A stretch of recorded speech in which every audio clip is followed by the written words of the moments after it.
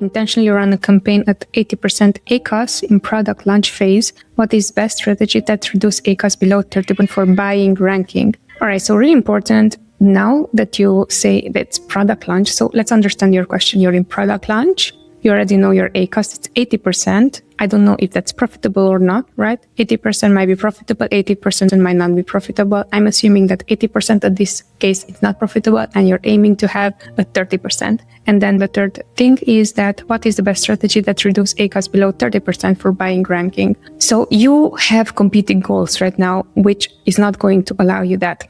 Why am I saying that? Is that if you see already that your first off product launch, that is the most costly and goes hand in hand with gaining additional market share, because what you're doing technically, you want to gain additional market share from products that already proved to be selling well. Now you're pushing your product and advertising it, and you clearly have results because 80% ACOS still, that means that you made at least one sale. Now, the second thing that we want to understand is how quickly do you want to go from one stage to another one, like launch stage. That technically can mean anything between 1 to 3 months, ideally 3 months. That's when you will see actually where you want to bring the ACOS. Is it possible or not? Between, already you have an established product and there you're just going to optimize for profitability. And then afterwards, you're going to go for additional keywords. So why am I saying this is because right now, if you're in product launch phase and you want to bring down your ACOS, you definitely can.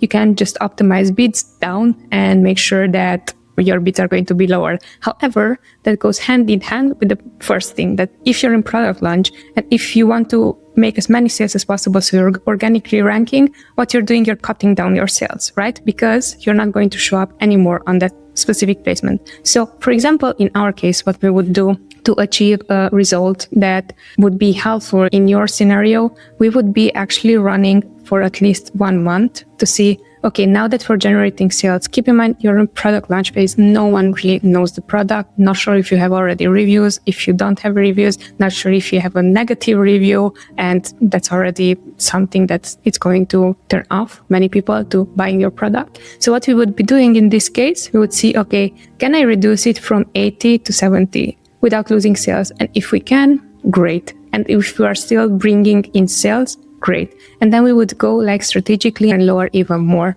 But if you want to rank for specific keywords and if you want to organically achieve those sales, it's going to be hard for you because, as I was saying, these are going against each other. So you have goals that are going against each other. You can reduce, but then you're going to cut down sales as well. So technically, imagine this way. If you are unproven, if no one knows you, let's say you are just like in a networking event, no one knows you, you would have to put in way more effort for someone to notice you, for someone to buy in whatever you have to say, whatever you have to sell, how you're presenting yourself, and so on and so forth. Then someone who is showing up and it's already famous and everyone knows them and they naturally want to go through them. The same analogy you would also apply when it comes down to product launches.